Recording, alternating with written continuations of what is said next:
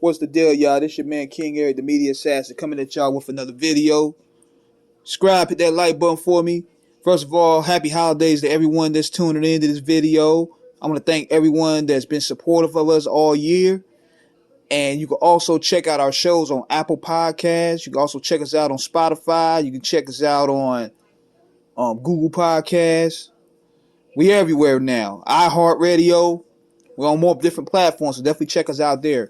So I want to talk about this here, man. This was an interesting topic I wanted to dive in on because I've been listening to a lot of Lauryn Hill's music all week. And people were probably wondering, why could she could not come out with a sophomore album to the Miseducation of Lauryn Hill? Let me tell you all this, man. Lauryn Hill was major. She was huge.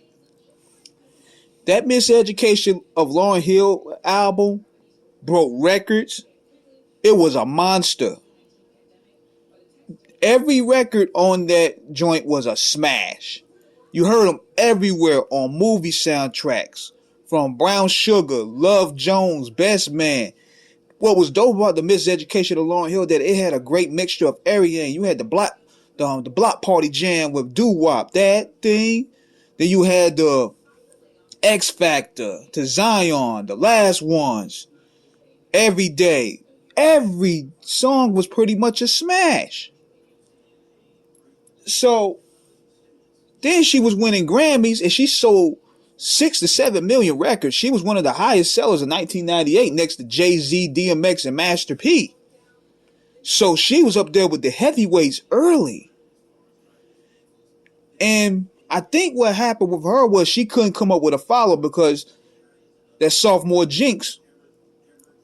And let's keep it funky. She's very talented, but there was no way she was going to outperform that record in terms of quality or success.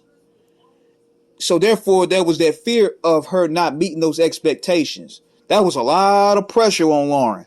That's why we was wondering, like, okay, where's Lauryn Hill at? Because, the record came out in 98. It blew up in 99, but then 2000 is around. She's been quiet. And we was like, okay, where's Lauryn? We need something from her. 2001, we heard nothing from Lauryn Hill. People was wondering where she's at. Where's the follow-up?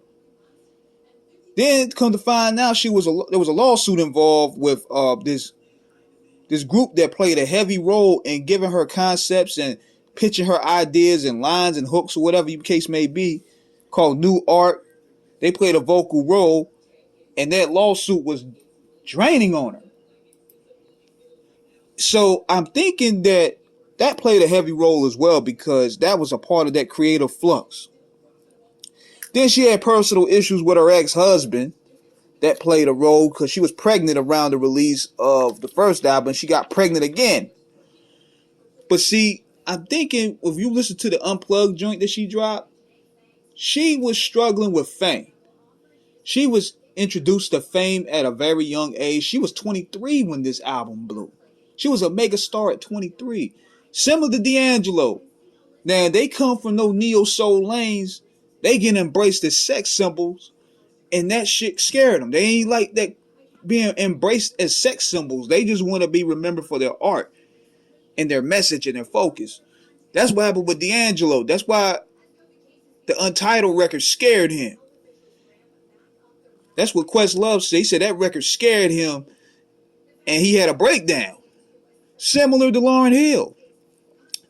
Because now you feel as though you're not in control with your image. And now more corporate sponsors are really taking note of you.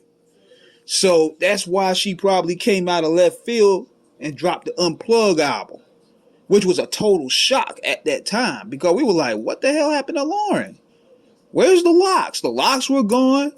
Her energy was somber. The songs was reflective of depression.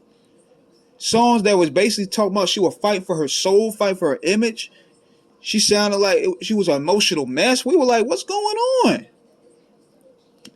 But that's what happens, man. She couldn't handle that pressure.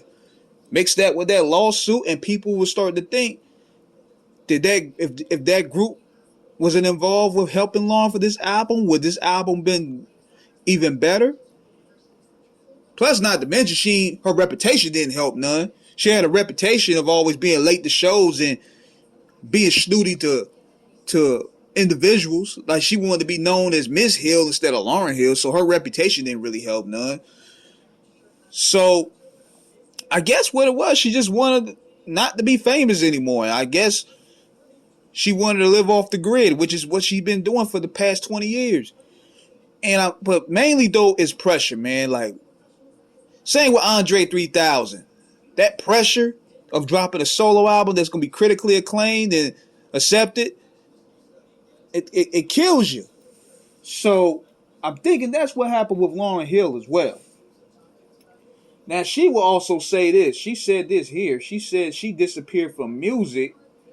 A part of the reason why I said what I said over here on this video. Hold on, read y'all the article from the New York Post. Hold on right quick.